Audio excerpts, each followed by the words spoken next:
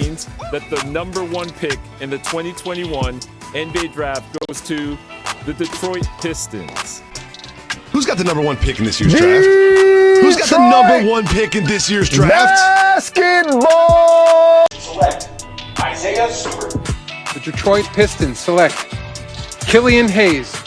Sadiq, that was absolutely sensational. I don't know what went into that process. I met the criteria to be selected, but I wasn't. From long range. Oh! Yes! Detroit basketball! Pistons fans, welcome back to another edition of the Palace of Pistons Podcast, part of the Believe Podcast Network. I'm your host, back from a little hiatus, Mike Anguilano, and joining me for the first time in 2 weeks are Aaron Johnson and Jasper Apollonia. Fellas, it is very nice to be back in your virtual presence, talking about some Detroit Pistons basketball.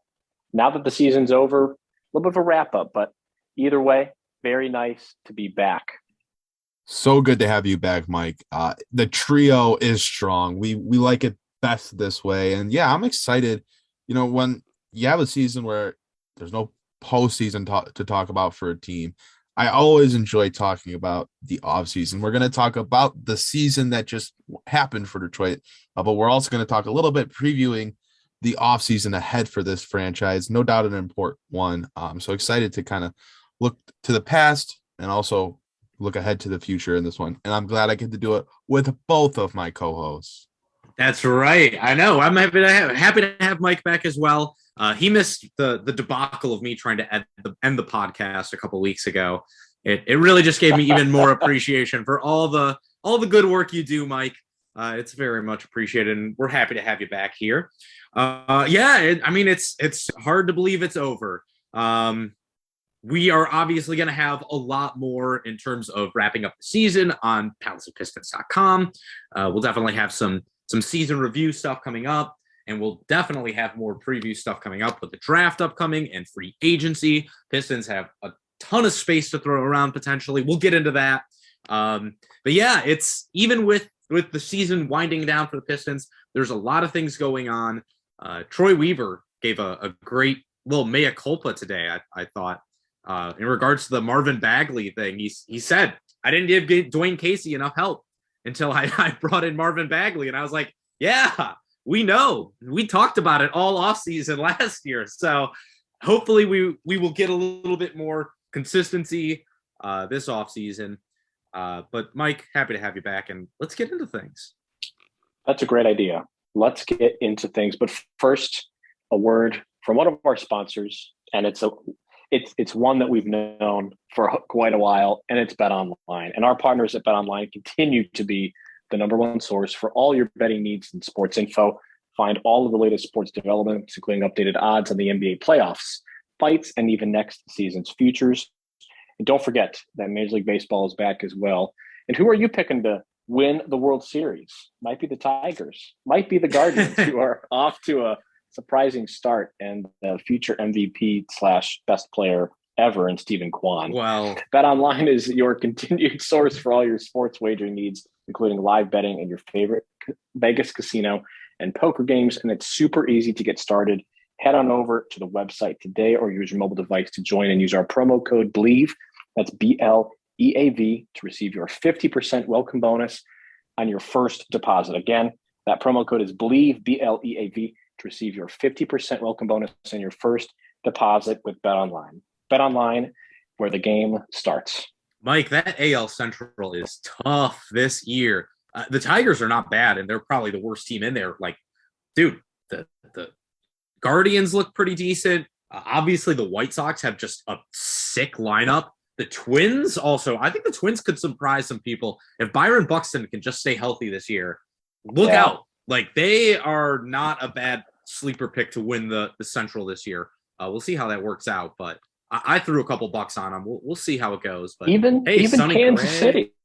I know, man. Kansas City. It's going to be a tough one.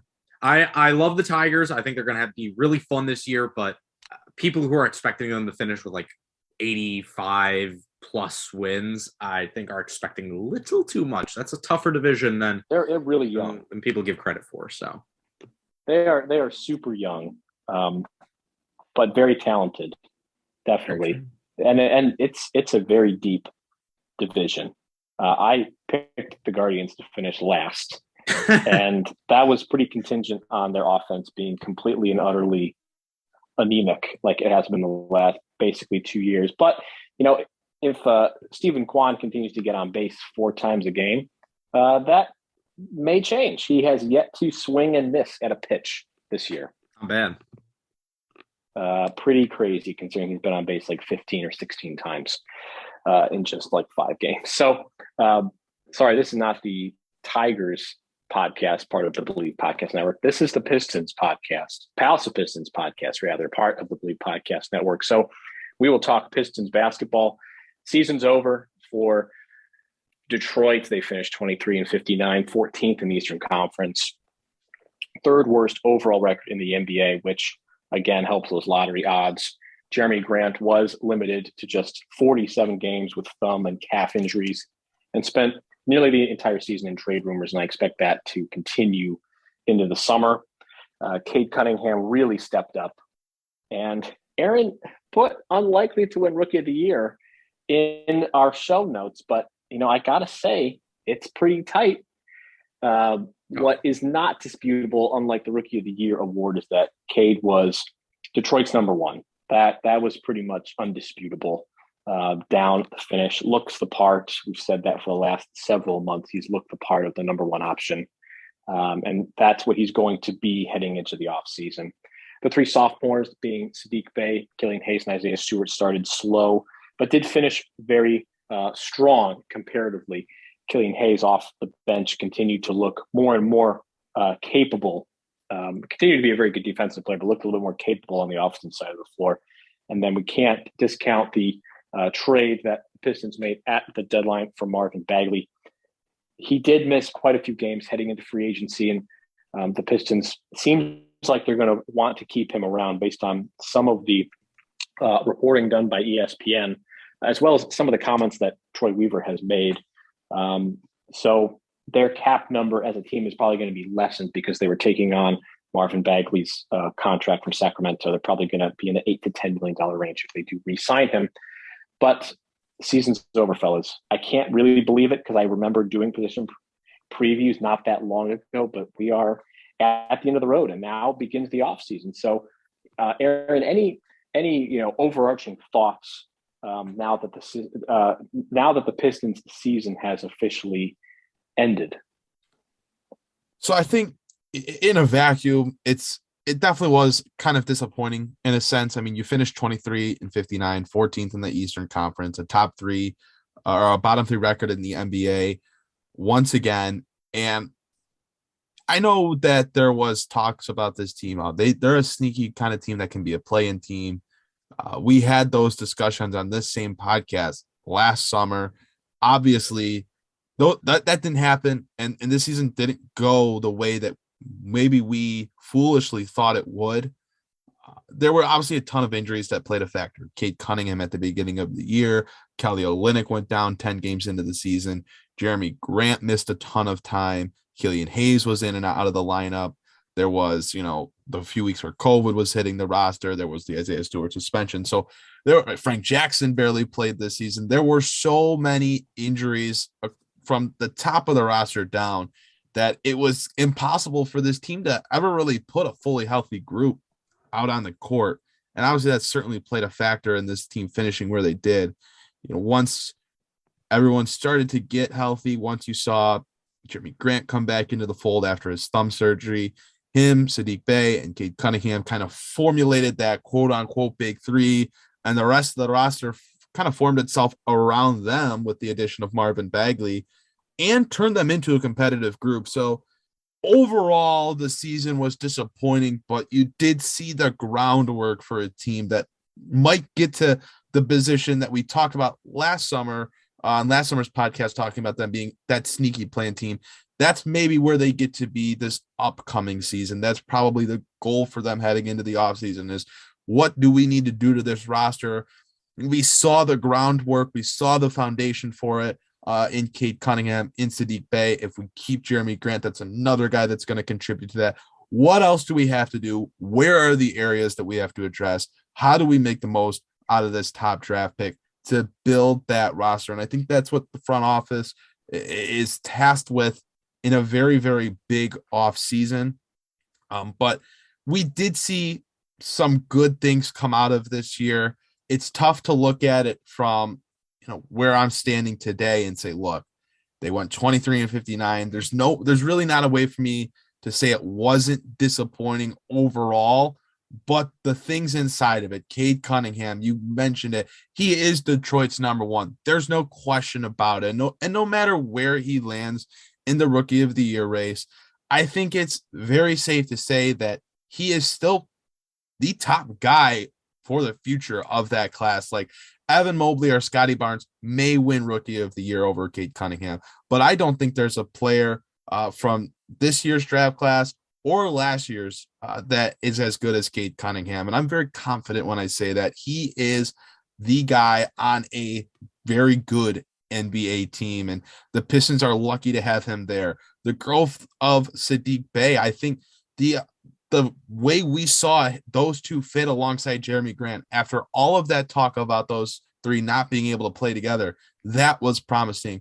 And then on the smaller side, right, you got to see what Marvin Bagley could do for this team. And where maybe, as Jasper's talked about very well, Bagley isn't the guy for the role. He is the prototype of what you want as a big on this team, a jumpy, athletic big that can run the pick and roll, finish lobs from Cade Cunningham or Killian Hayes, and eventually maybe spread the floor, although that's not something that Bagley did efficiently and hasn't really done efficiently throughout his entire career.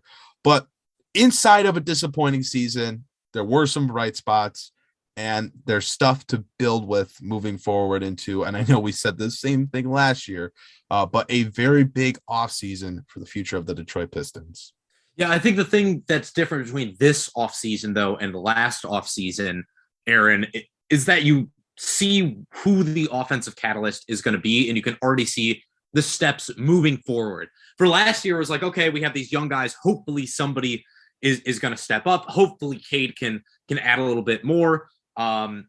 Versus this now offseason where you've already had the post All-Star break to see exactly just what Cade Cunningham is already capable of, even if he doesn't have a huge leap next season. Like you said, I think it's pretty clear he is the guy right now out of this draft class that you want, even if he doesn't win Rookie of the Year, which, yeah, you said unlikely in the show notes, Aaron. I agree. If he can't beat out Scotty Barnes for Rookie of the Month in March after putting up literally numbers that have not been replicated since rookie Michael Jordan, I don't see how you can win the award overall. That was baffling to me. You can't get mad about it at this point because, look, you got the guy. They can overlook him as much as they want. In 2-3 years, when Cade is the catalyst on a really good team, are you really going to care who won Rookie of the Year? Nope, not at all. So, yeah, and you can even see post All-Star break, the effect that Cade had on the offense.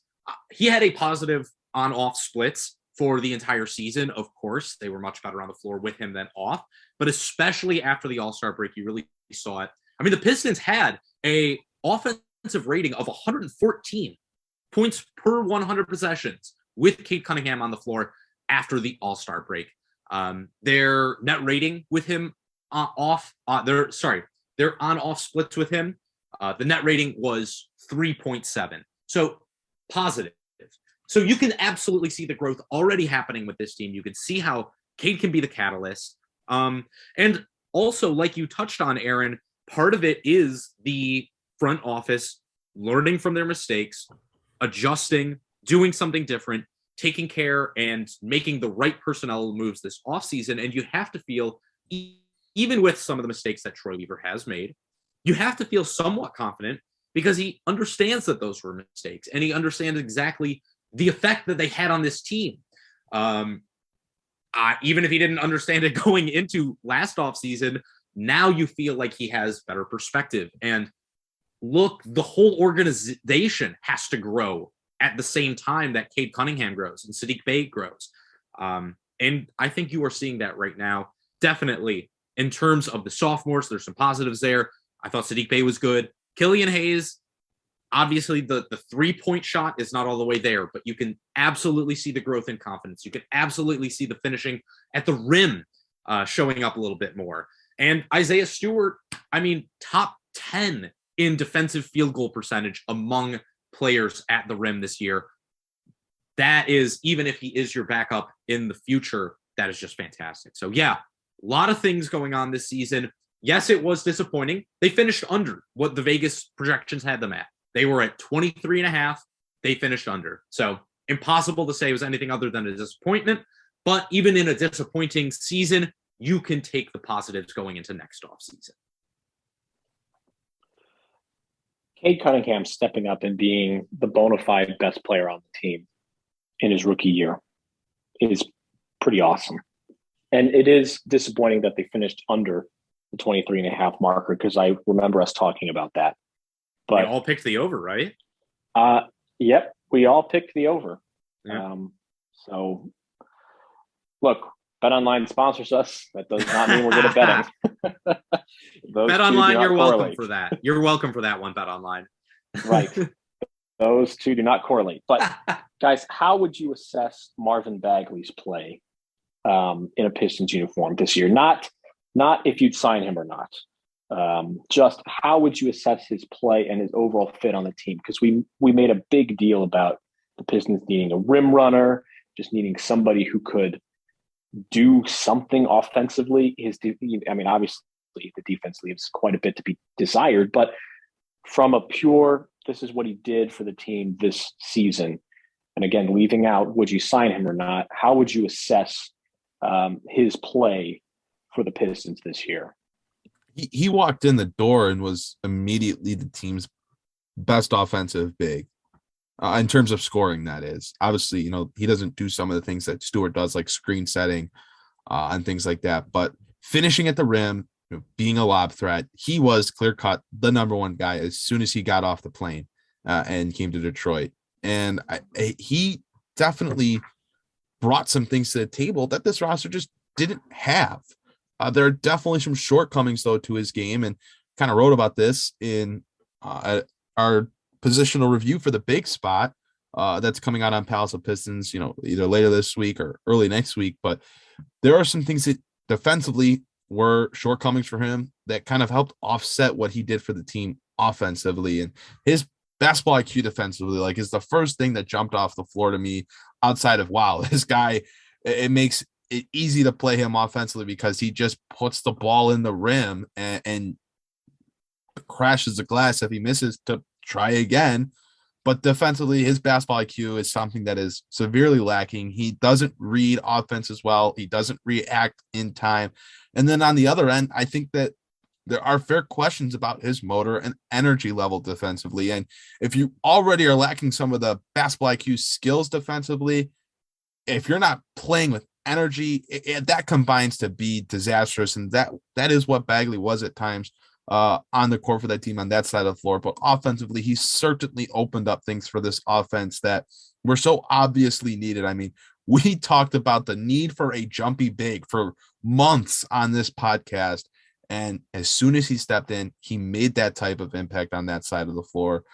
I know you said not necessarily if you would re-sign him or not.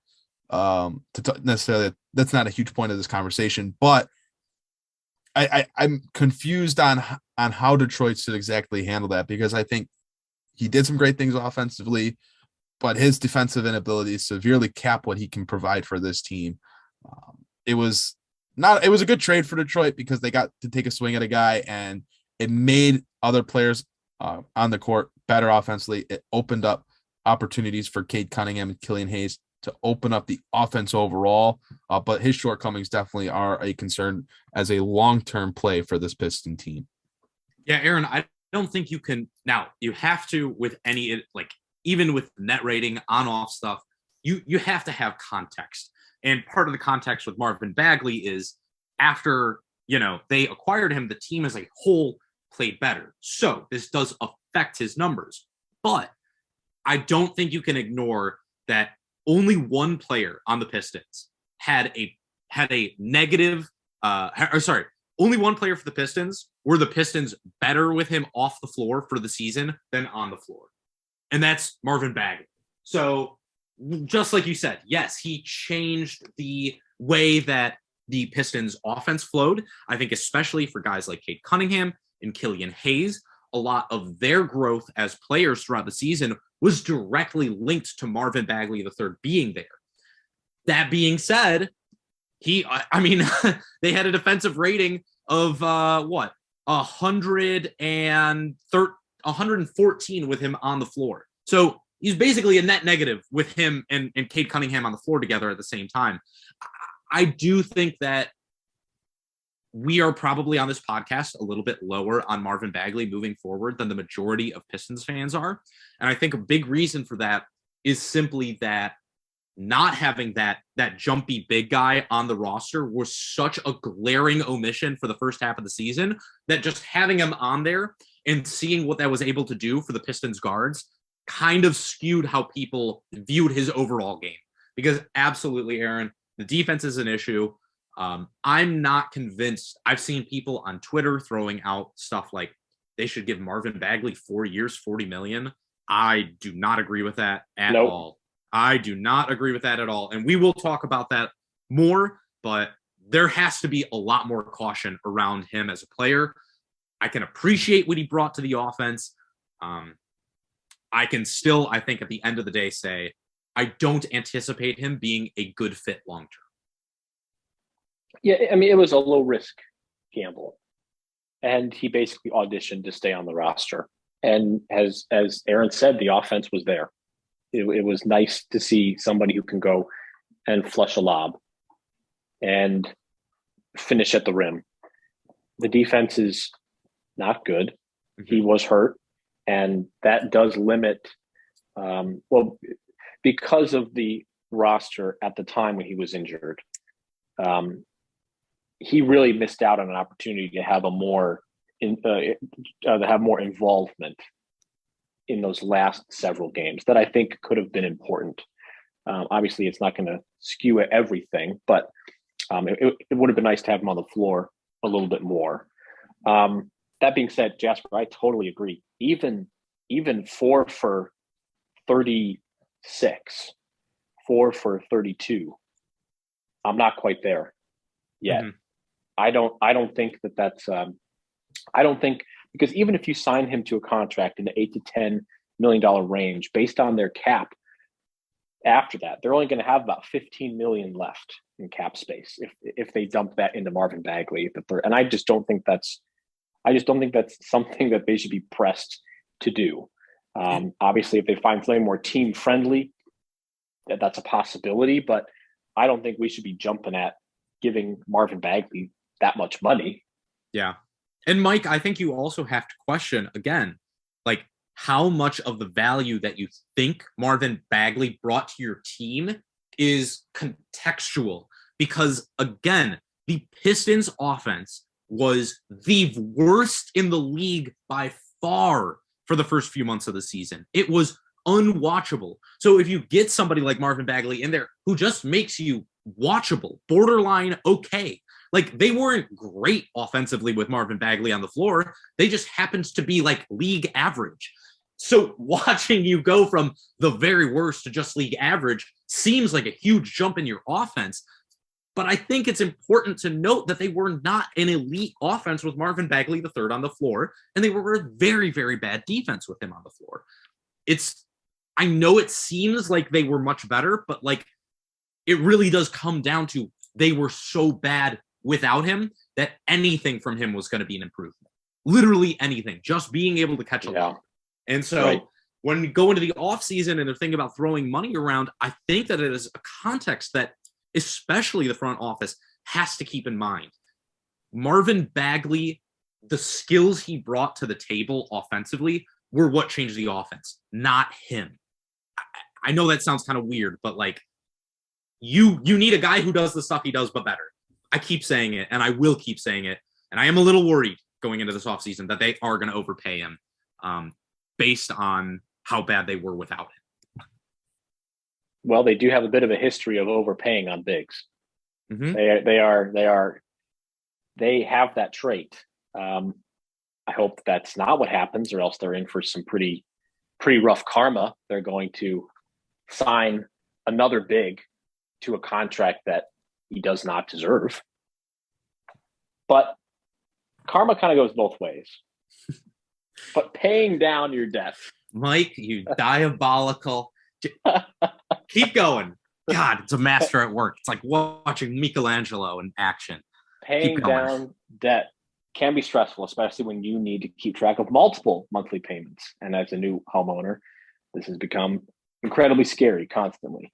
If you're tired of juggling due dates, consolidating with a personal loan could be your answer. That way, you'll have just one due date a month, and Credit Karma can help you find the best option for you.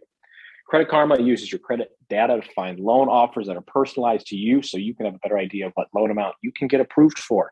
Credit Karma will even show you your chances of approval, so you can choose between loan offers that you're more likely to get approved for and apply with more confidence.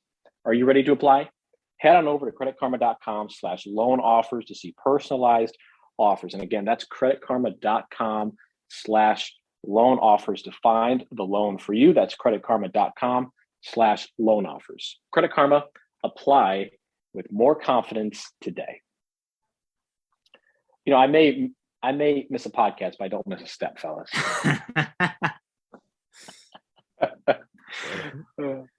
That's why we all right, we really towed the line on talking about the offseason, but now we can go ahead and dive directly into the pool.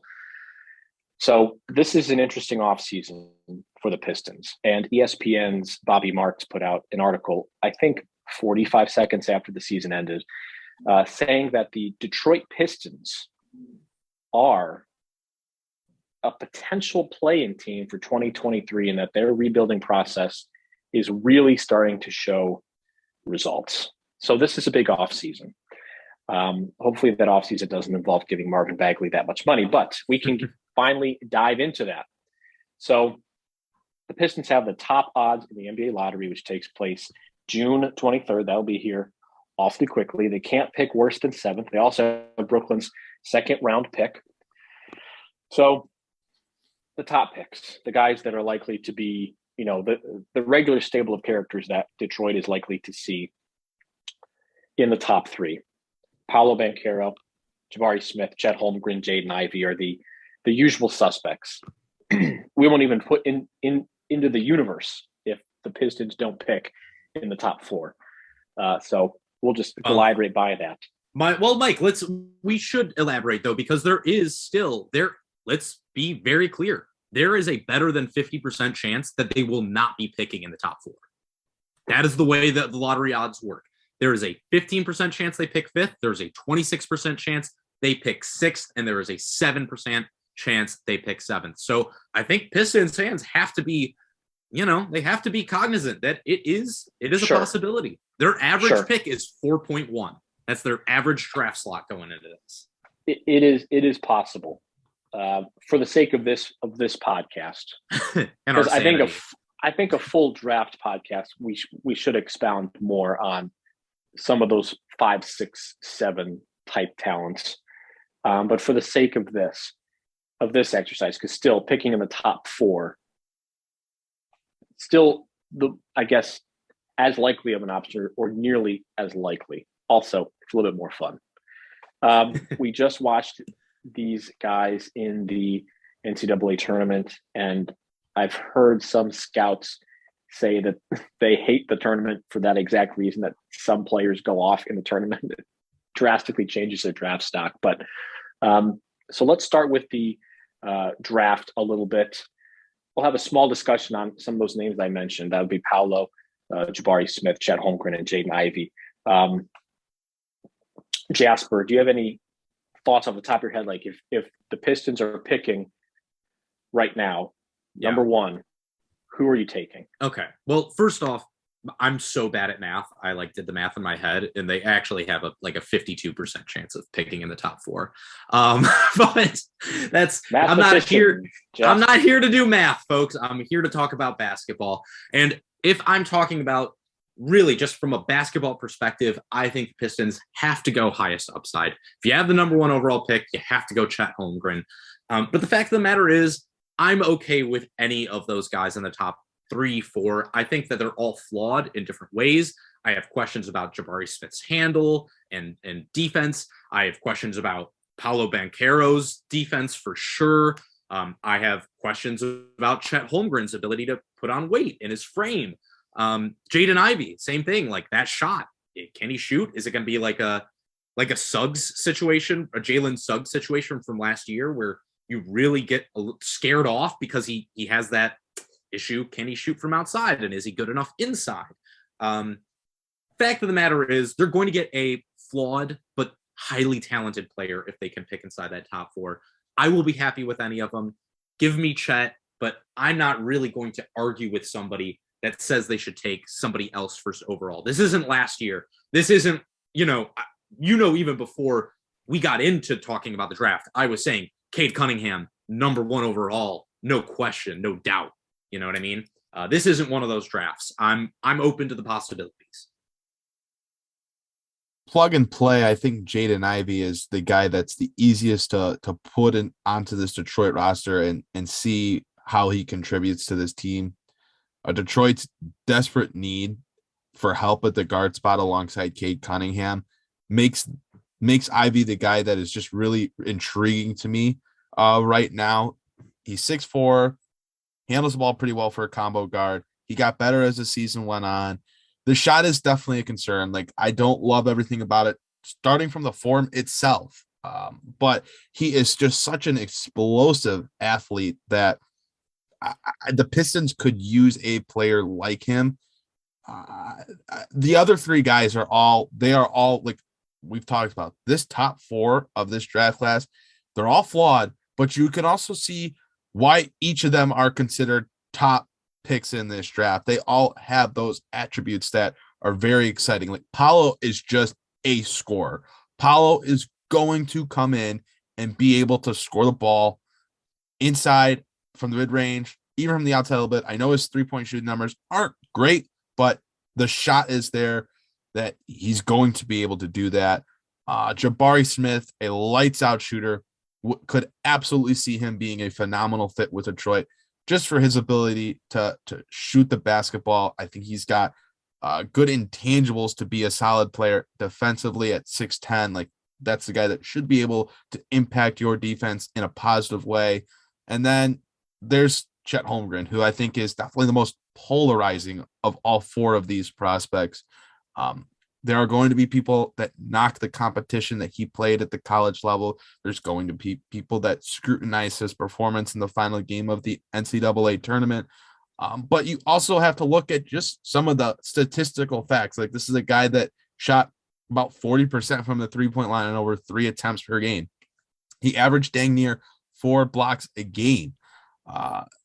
He is he deserves to be considered in that top flight of prospects. And there are the draft gurus, and most of them have Chet ranked number 1. And then there are a lot of other people who are afraid of taking Chet. And I can see both sides. Like, I can see the case for taking Chet number 1. I do think, like, he probably does have the most upside, but I also think that the legitimate concerns about how he holds up against NBA competition are fair as well. So we've talked about that a little bit. All of these guys have their question marks. All of them can play. All of them would work on the Pistons. I'm definitely intrigued by something like a Chet and Isaiah Stewart pairing in the front court. But I would also really like to see Jaden Ivey play alongside Cade Cunningham. So, and then obviously the other 2 guys have their pros as well and their fits as well. But I don't think the Pistons can go wrong with anyone in the top 4. And Jasper might need to get put in timeout for putting any juju in the air that the Pistons can't draft in the top 4, because Pistons Twitter will lose their mind if that happens. And I don't want us to be getting blamed for it because we talked about it. Yeah, we got spoiled from moving up in the draft one time. Everyone loses their minds now. We're like, we're entitled. We're entitled to it. I'll say this, Aaron, you know how I feel about Chet Holmgren? I'll compare it to how I felt about LaMelo Ball a couple years ago. He was my number 1 pick by far. I thought he was, for me, the guy for the same reason I feel Chet Holmgren is the guy, because despite the questions about, I don't care so much about like your worst games. I care more about your best games. I care more about the elite skills. I care more about what are your high level flashes. And for me, when I saw LaMelo Ball play, yeah, there was some bad stuff, but the good stuff was so much better than anyone else in that draft class could do, that for me, it was like, I need to take a risk on that. I'll miss on the guy who could be the super duper star rather than, miss on the guy who is good, but not great. And that's how I feel about Chet. But yeah, I think, Aaron, Mike, something that I'm wondering is how you guys feel about how much the draft should affect the Pistons' free agency direction. Like, how does that go? Because if they're taking a big man, how's that going to affect their free agency, especially in terms of like Marvin Bagley and potentially throwing a bag at a free agent this offseason? I don't know if I question. I'm sorry. Go ahead, Aaron. I was just going to say that I don't necessarily know if the Pistons, if there's a guy in free agency that the Pistons should necessarily throw a bag at. This free agency class overall is pretty underwhelming to me. Like, I do think there are guys like DeAndre Ayton or Miles Bridges who would absolutely help this team. Like, Ayton would be a helpful piece for Detroit, but it's going to be very tough to pry him away from a championship contender in Phoenix. I would imagine he's going to get close to the max. The max? What if they don't? What if they don't give him the max and the Pistons do? I don't know. DeAndre Ayton would certainly help, but do you want to commit the max to him? I would. Yeah. I think he changes this franchise overnight, because then you have, the defensive rotation with him and Stewart alone. My goodness. And then, that's really the thing. You look at like Marvin Bagley and Isaiah Stewart and you go, well, if Isaiah Stewart could jump, well, guess what? That's DeAndre Ayton. He's 7 foot jumpy Isaiah Stewart. I'd absolutely take that all day. I don't care who you're taking in the draft then. I'll take Palolo. I'll take Jabari, because if you put that one of those guys and Cade next to Ayton, I just think you're cooking with gas then. I like Ayton a lot. I think more the than Pistons should absolutely explore him, and I agree with that as well. I think the Pistons should absolutely try to get DeAndre Ayton more than they should try to get Miles Bridges. I just don't know if there's a legitimate shot of that happening. It's so tough for me to see him leaving Phoenix. The success that he's had there, you're playing on a championship contender. I think he's gonna get a lot of money from them. Even if it's just below the max, I think they're gonna pay him. He has improved every year after people definitely came down hard on him after his rookie season. And maybe he's benefited from playing with Chris Paul a little bit. But that is not the sole reason for why he's gotten better. And you talked about defensively what he does. Like, he has definitely made an impact defensively that goes understated. And I think that was something that he was knocked on before the draft when he was a prospect, was people didn't believe in him defensively. And I think he's done an excellent job. Now, he does play with good defenders in Phoenix, and the Pistons roster didn't have a great season defensively, but Ayton certainly has a lot of qualities that I think would thrive in Detroit. And I do like your comparing him to Isaiah Stewart, but having that ability to jump, and Ayton has that nice 16-foot jump shot. He takes very few 3-pointers, but it's something that could get there, kind of like Stewart's 3-point shot could sometime maybe get there. Ayton would be a phenomenal piece for Detroit, like absolutely phenomenal. I just don't know if he will leave Phoenix. That just seems like a very tall task to me. Like, why would a young prospect who's playing on a championship contender and is going to get paid decide to go to Detroit? Or any team for that matter. Cue the Apprentice theme song, man. Money, money, money, money. So it's true. And Robert Sarver exists. Yeah. That can't be discounted. If the Pistons are plucking guys from Phoenix, can they just grab Devin Booker and Michael Bridges. Oh, how about Cam Johnson too? I'll take Cam Johnson. Hey, Cam Johnson was my draft darling. Aaron was a very big fan of Cam. That's Johnson. why I enjoy the Phoenix Suns so much. They got all the players that I was high on. So I liked Cam Johnson coming out of that draft as well. He was definitely on my Pistons board. It was Brandon Clark and then like Cam Johnson was on there as well. But if the Suns had Steve Blake and Mitch McGary, Aaron would be hosting the Suns podcast. No, Steve Blake might have done just enough to get me off the board over there. Yeah, not Mr. Thrifty Robert Sarver. I gotcha. Well, let's see. So I mean, the Pistons do have enough to throw a bag at Ayton, though. I mean, if they renounce Hamidou Diallo, Marvin Bagley, who else? Well, they've got team options on Diallo, Frank Jackson, Garza, and Carson Edwards. Okay. And Corey Joseph as a player option. And so, none of those players are movable until their options are either picked up or declined. So I feel confident in saying Frank Jackson, he gone. Carson Edwards, Luka Garza, we will see, but I don't anticipate them clogging up the works for Detroit, rushing to get them back on the team. For me, I would not be surprised whatsoever if Frank Jackson is gone. I don't know if Hamidou is going to be back. That's a question for me. Aaron, Mike, how are you guys feeling on that front? So he's got a $5.2 million team option. I've got the salary breakdown up here. They got $11 million in dead money between Zaire Smith, Dwayne Dedman, and DeAndre Jordan. Yeah. So Hamidou Diallo has got a $5.2 million team option. Frank is at 3.1 roughly. And then Carson Edwards and Luka Garza are just under $2 million each. So Marvin Bagley's cap hold is $28.2 million. So I don't think that's going to be. Don't think that's going. You don't think they're going to pick that up? Yeah, I find that hard to. I find that hard to believe. So, will they keep Hamidou Diallo? I mean, it's a tough question, and they do have some tougher financial decisions to make this year. That being one of them. I would probably pick it up if I was Detroit.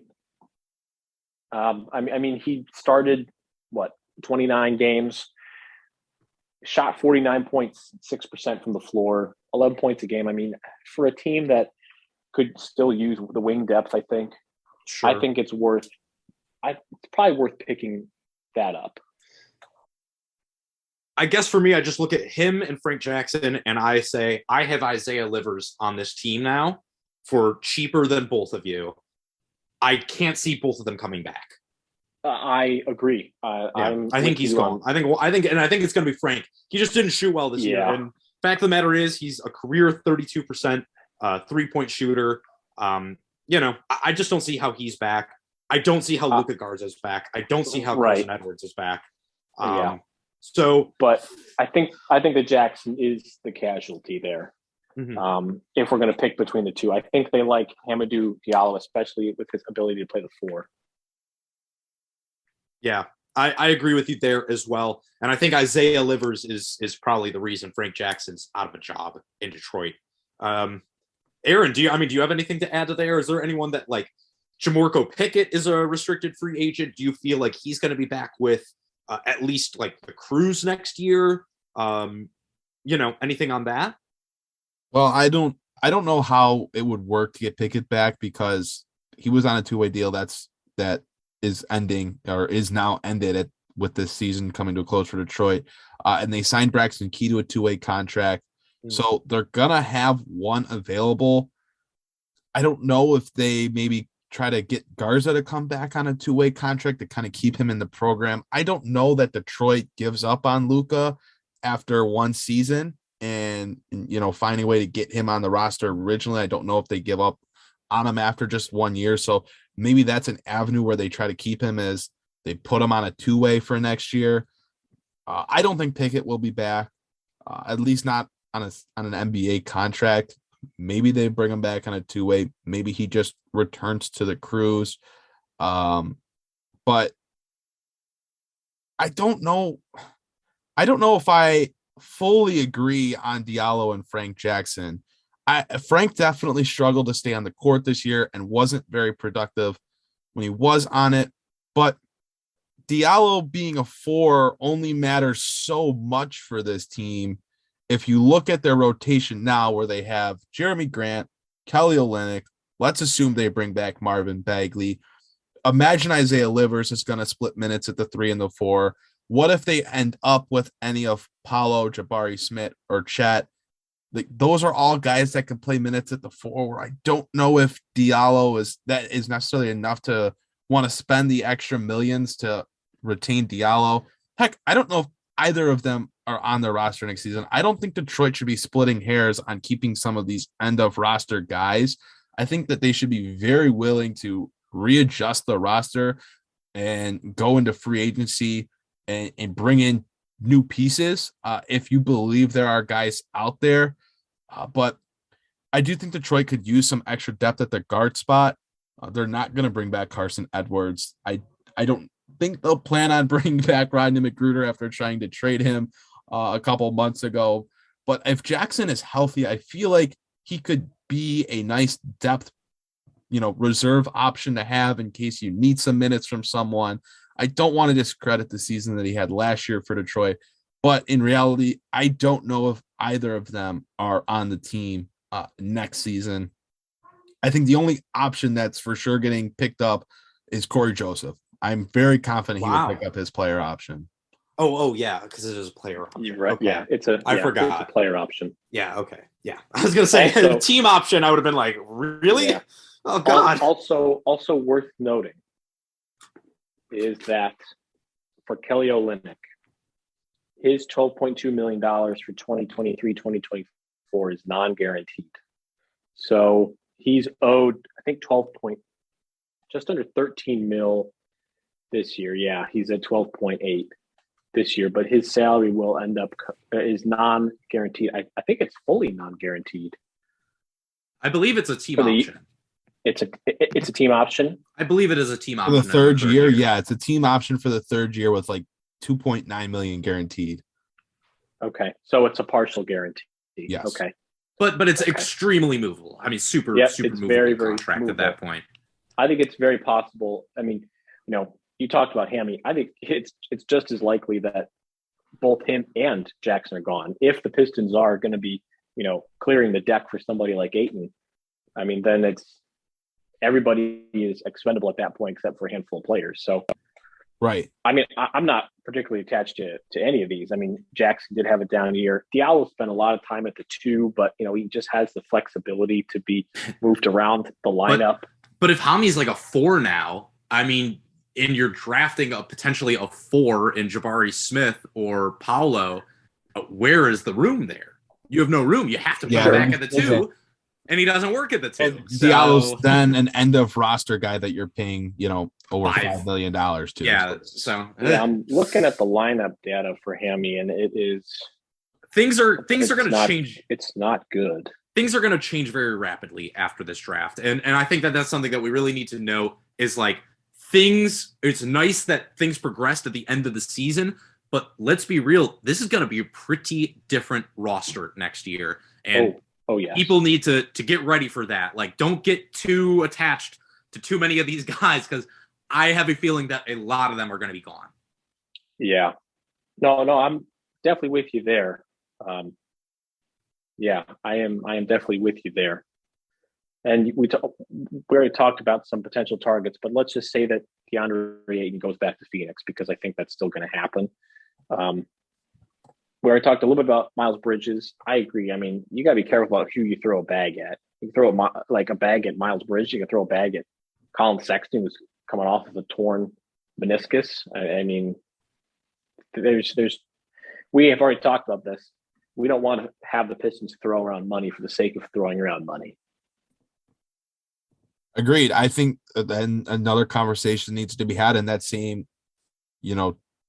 discussion of like Jalen Brunson. That's a guy that's been talked about and linked to Detroit heavily. And that's a guy that's probably going to command $15-20 million a year. Am I wrong in saying that? Oh, guys, is it next season already? Can we just start next season? Come on, let's go. Oh, this is gonna be a big off season, guys. I'm excited. 2K. I'm just excited. I mean, there's so many guys to talk about. You're right, Jalen Brunson. I mean, Zach LaVine still hasn't re-signed in Chicago. Just saying. But that's actually a guy you throw a bag at. You're not supposed to actually throw a bag at any of these other guys. I'm just saying. Yeah, I think a lot of this is gonna fall into place after the draft. Right now, I mean, we just, these are things to look forward to, right? These are definitely things to look forward to. Yep. And it'll be really interesting going into this offseason because you do get the feeling that there are a lot of moving parts here, right? Like what happens in the draft, where they fall, who they take, who they throw a bag at free agency. Sure. That's going to make a huge, huge difference in who is back with this team and who is not. So last question before we wrap up the pod. Would you rather throw the bag at Colin Sexton or Jalen Brunson? Are they the same number? Yes. If the bag's the same amount, I'll take my chances on Sexton. I'm with you on that too. Jalen Brunson can handle the rock and he can shoot, but so can Colin Sexton. And I know Jalen Brunson can't play defense and won't be able to play defense. Physically, there's no upside there on that end. Unfortunately, Sexton doesn't. I'm not saying Sexton is either. But Colin Sexton. I'm not saying he is, but he is at least young enough and has the physical tools to where I could see him being passive. Is there an option for neither? Yeah, I guess. I don't know, man. Well, I'm not crazy about either option if we're being real. So yeah. But I would take Sexton. I would say Sexton. I think that I see more potential upside. He's still younger than Brunson. He has more upside, more physical tools. I will take Sexton. But that imaginary roster spot that we're talking about being either Colin Sexton or Jalen Brunson is absolutely about to turn into Duncan Robinson. So John Beilein gets another one of his guys. That's, wrap it up. We're done. We had talked a little bit in our Fear the Sword chat about the Cavs going after Duncan Robinson because I think that movement shooting is something that every team in this league needs. And if there's one thing Duncan Pistons can do, it's shoot. It's shoot while on the move. But that's for another discussion. You guys sure you don't just want to do 2 podcasts in 1 week? We can just do a 2-for-1 deal here. Back to back. Yeah. Well, we have play-in games happening tonight, so we have to pick our podcasts, our podcast release dates carefully because now with the playoffs about to start, we don't want to be drowned out by Goran Dragic coming back, which is now the news of Twitter for some ungodly reason. It's big Slovenian influence on Twitter these days. You see it more and more. Yeah, Cleveland, large Slovenian culture. Can't wait for I'm talking to you, Luka Doncic. Can't wait for our mid-June, early July Russell Westbrook to Detroit podcast. And we'd like to thank all of you for listening to the Palace of Pistons podcast. Part of the Believe Podcast Network. We'll just move right over Russell Westbrook. Good night. Going to Detroit. I'd like to thank my co-hosts, Aaron Johnson, Jasper Apollonia, and I'd also like to thank our sponsors for this video, Bet Online. Again, super easy to get started. Head on over to the website. Use the promo code BLEAV, that's BLEAV, to receive your 50% welcome bonus on your first deposit. And for Credit Karma, again, head on over to creditkarma.com/loan offers to find the loan for you. For my 2 co-hosts, I am Mike Anguilano. Thank you very much for joining us on this edition of the Palace of Pistons podcast, part of the Believe Podcast Network, and we will see you all next time.